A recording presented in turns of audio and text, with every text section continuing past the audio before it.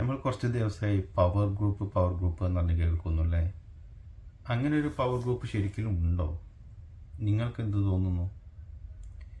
എൻ്റെ അഭിപ്രായത്തിൽ power group എന്ന് പറഞ്ഞിട്ടൊരു ഗ്രൂപ്പൊന്നും ഉണ്ടാവാൻ ചാൻസ് ഇല്ല. പക്ഷേ പവറുള്ള ആൾക്കാർ എന്തായാലും ഉണ്ടാവും. അതേ ഏത് ഫീൽഡിലായാലും പവറുള്ള ആൾക്കാരുണ്ടാവുമല്ലോ.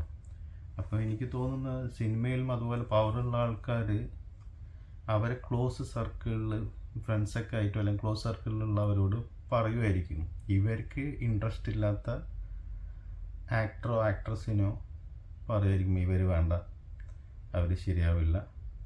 അത് ഇവർ തമ്മിലുള്ള പേഴ്സണൽ റീസൺ ആവാൻ ചാൻസ് ഉണ്ട്. അങ്ങനെ ചിലപ്പോൾ ഉണ്ടാവും, അല്ലാതെ പവർ ഗ്രൂപ്പ് ഉണ്ടാവും എന്ന് എനിക്ക് തോന്നുന്നില്ല. പിന്നെ പവർ ഗ്രൂപ്പ് എന്ന് പറയുന്നത്, അങ്ങനെ ഒരു ഗ്രൂപ്പ് ഉണ്ട് എന്നുണ്ടെങ്കിൽ ഇപ്പോൾ എല്ലാ ഫീൽഡിലും പവർ ഗ്രൂപ്പ് ഉണ്ടാവില്ലേ?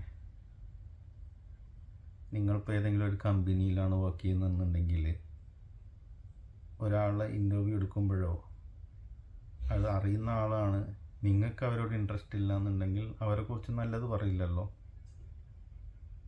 അതെല്ലാ ഫീൽഡിലും ഉണ്ട്. അപ്പം അതിലും നമ്മൾ എല്ലാ ഫീൽഡിലും പവർ ഗ്രൂപ്പ് ഉണ്ടെന്ന് പറയാൻ പറ്റില്ലല്ലോ.